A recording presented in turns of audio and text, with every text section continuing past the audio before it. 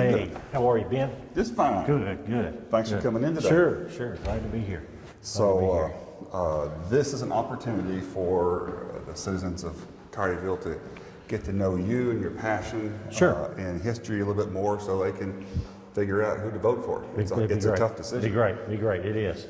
It's a wonderful opportunity for Collierville, and I'm awfully excited about it. Well, that's great. Tell us a little bit about your history with Collierville.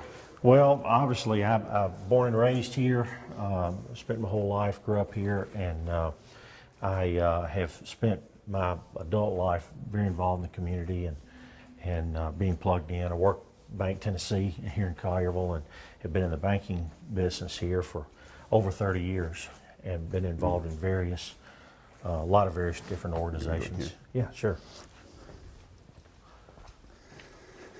And what is it you know about this building here? We've got some family history with it. My grandfather built this building. He was principal here from 1932 to 1945. His name was C.H. Harrell, and he was the principal, and he built this building, and he looked at it as much of a school building. It was, back then, it was K through 12. I mean, it was the Collierville School, and everybody went to school here, and he looked at it as much of a community center, and he wanted the community to be involved with it. They have a wonderful auditorium here, and he had a lot of vision for that, and so we've got a lot of history with that. It means a lot to us. Well, that's great. So tell us some more about your community involvement. Well, through the bank, I mean, obviously you're going to be involved in the community, but I've spent, I was on the Chamber Board, Chamber of Commerce Board of Directors, and served in a lot of different capacities with the Chamber of Commerce, was chairman on 2 different occasions, and have been involved in the Chamber for over 20 years. Was when John Green started the Collierville Education Foundation, I was a founding board member with John on that, and that organization, you may know, has raised and it makes small grants to teachers in the schools, and has raised and given grants of over $500,000. It's just a wonderful organization, and it was kind of the model for the Shelby County Education Foundation and other foundations in the community. And John had that vision, and along with Carrier Corporation, and I was involved with that. I've served as a founding board member of Leadership Collierville. A number of local citizens have gone through that class, and it's a great way to plug in and get involved in Collierville. Served on the Crichton College Board of Directors, and that was a great experience being involved in that as well. So I've got a fairly long history of being involved in Collierville. In fact, I did a little bit of teaching. One of the things that's not really taught a lot in the classroom is practical economics. You know, teaching young people how to write a check and how to get a loan, and about stocks and insurance and that kind of thing. And I taught a class in middle school for about 15 years here in town, and was real pleased with that. It's a great experience for me. So you've got a long history in Collierville. In your mind, what's the benefit on the school board of that? How can that be a benefit? Well, I just think it's knowing Collierville and knowing. I know all of the principals here in town, know many of the teachers, and I think just my involvement over time gives me a great leg up on understanding what the needs of the school is, and what they're going to need going forward, and how best to help them. And so I think that lends itself to being a part. People have asked me why I wanted to run for the school board, and the short answer is I know I can help, and that's what I want to do. Mm-hmm. I see the role of the board. It's not I think the job of educating the children belongs to and running the school system on a day-to-day basis is the superintendent and the principals and the teachers. That's their role. And my role is more of a planning, budgeting, helping to cast vision for the system, and being a part of that and the strategic planning that goes with that. And I see the role of the school board is that it's not my job to tell Collierville Elementary School when they open and when they have class and what they teach and so forth. I mean, I certainly want to help if I can help in that regard, but I don't see that as our role. I think the fiscal side and the money side of it is where we can help. I think having a relationship with not only Shelby County, I think that's important, but also on the state level with our legislators and I think having a relationship with them is a big piece of it as well. I've got a number of principals who believe in me, who retired from the Collierville school system. Mary Ann McNeil, she was the longtime principal at Crosswind Elementary.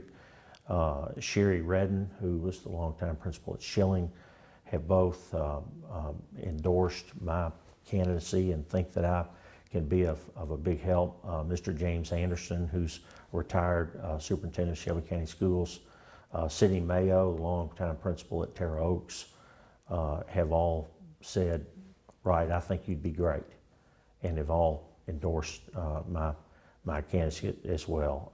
In addition to those folks, Senator Martin Norris has endorsed me and wants to knows that I can be of help. So that's what I want to try to do. Well, that's great. Yeah. Tell us a little bit about the school superintendent. Hiring the school superintendent, that's going to be a tough decision. It is. And there's going to be 3 or 4 candidates, and they're all going to have resumes. They're all going to be qualified. Right now, is there anything that would cause you to sort of be attracted to one over the other? Is there anything that you'd be looking for in particular where you'd say, I like that one? I think I'm big on this in any organization. In our bank, it's this way, and I've seen this over the years. It's chemistry. And is that chemistry, is it going to fit together well? And does that person, in talking to them and their management style and how they work, obviously, if you're going to narrow it down to 3 or 4 people, they're all going to be outstanding educators. Mm-hmm. But are they the right fit? So I think finding that person that's the right fit, that understands Collierville, understands the needs of the principals, understands the needs of the students and the parents, I think that's very important. So that's what I'd be looking for. The school system that we have now is pretty good. It's not only pretty good, it's great. Is there anything that you would like to see changed if Collierville gets its own independent school system? Is there any particular area of improvement, or say, oh, I think this would be beneficial? You know, it's what we have, like I said, what we have is awfully good. And I just think continuing to improve. I mean, we all have room for improvement. And I don't have any particular area right now. It's such an outstanding system. The parental involvement is such a key part. I think continuing to push that and having moms and dads involved in the classroom and involved with the teachers, I think that piece has been a real key to the success of the Collierville system. So, Shelby County is going to end up with 3, 4, 5 different school systems. Mm-hmm. Is there any particular difference, and all of them are going to want to be excellent, but is there any particular difference or uniqueness you think about what Collierville might end up with versus Germantown or Arlington or some other system? It's just, you know, it's going to take on the flavor of that community, and they're all from everything that I know, and the people that I know in Germantown or Bartlett or Arlington. They're all great systems, but they all have their own uniqueness that really blend into what the community is like. Collierville's always prided itself on being a self-sufficient community. It wanted a good mix of residential and commercial and industrial growth, and pull its own wagon. And I think that's what Mayor Joyner has wanted to, and the board has wanted and has asked for, is we just want to pull our own wagon, and we want to take care of our own. And I think Collierville is great at that, in taking care of our own. And when there's needs within the system, Collierville rallies to that and answers the call. So that's what I see for this system. There's going to be a lot of decisions, and there's going to be controversy. There'll be board members with different opinions and parents and with different opinions. In a situation where there's controversy, how do you lead in that situation? All board members have a certain style of leadership that, Sure. that they wouldn't be on the board if they're not a leader, but there's different styles. Sure. What's your style of leadership, and how do you interact with conflict? Well, I'm a middle child, and the middle child tends to try to be the peacemaker and find common ground. And I think we're going to have to do that. We're going to have to find places where we are most alike, and we're going to have disagreements. There's no doubt about that. But if we keep in mind what's best for the students, and what can we do to have the best system. We have just, if I want to drive downtown Memphis, we got different ways to get there. You can drive around the interstate to get downtown. You can drive straight down Poplar to get downtown. They're both different ways of getting there, but you want to arrive at the same place. And I think the board needs to look at that. We're all after the same goal, doing what's best for the students. And just finding places. I try to be a consensus builder rather than a pound the table. You need to do it my way or the highway. That's not my style. So finding ways that we can build consensus, I think, is going to be important. So That's good. Tell us what you would do in this situation. You're elected, and a year from now, somebody comes up to you and says, little Johnny's unhappy with his teacher, and in fact, we hate his teacher too. We just think the teacher's horrible. And we voted for you, and we want you to do something about it. How do you react to a situation like that? I would tell them right away, that's not what the board does. I sympathize with your problem, and I understand that you've got an issue with a teacher or whatever. You know, I would first direct you to the principal of the school and talk to the teacher, talk to the principal, and sit down and find a way to work it out. It's not my, I can't intervene in something like that. That's just not what the role of the school board is. I want to be there to be a support.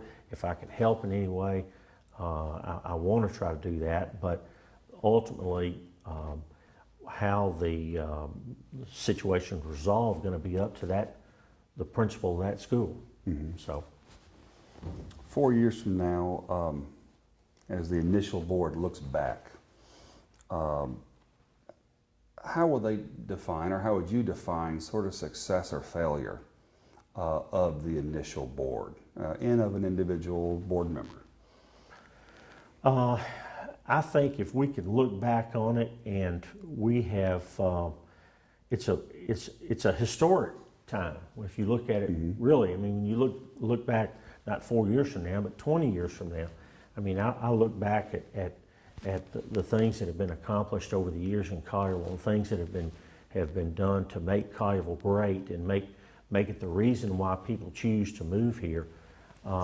You look at it in a historical perspective. I think if we can continue the excellence which has become known as the Collierville school system, and continue that history of excellence, I think we will have succeeded. And if now what I see for the board, the initial building blocks and laying the foundation, that's why I want to help this first term. I think my talents can help with that. Now, 4 years from now, 8 years from now, whenever, those needs are going to change. So it's gonna be a changing type of role, I think, as you move forward. So what you're going to need to do now, as far as policy, procedures, and those things, you're not necessarily going to be doing all. You're going to be tweaking those things 4 years from now. So I think people who live in Collierville and who move to Collierville, in large measure, they do move here for many of the parks and the police and fire and the things that are great about Collierville, but so much of it is about the schools. And if we can continue the excellent schools here, then we will have succeeded.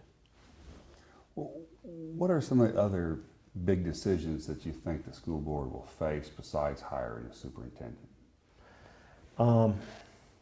That one is the biggest, is hiring the superintendent and getting those, like I said, those foundational building blocks set up, and working with the principals and the long-range planning, the budgeting, those kinds of things initially are, I think, what we need to be focusing on. Well, look, we sure appreciate you being willing to be a public servant and run in this race. And thanks for coming by. Absolutely, thank you. Thank you. Appreciate it. Thanks so much. Yeah, thank you.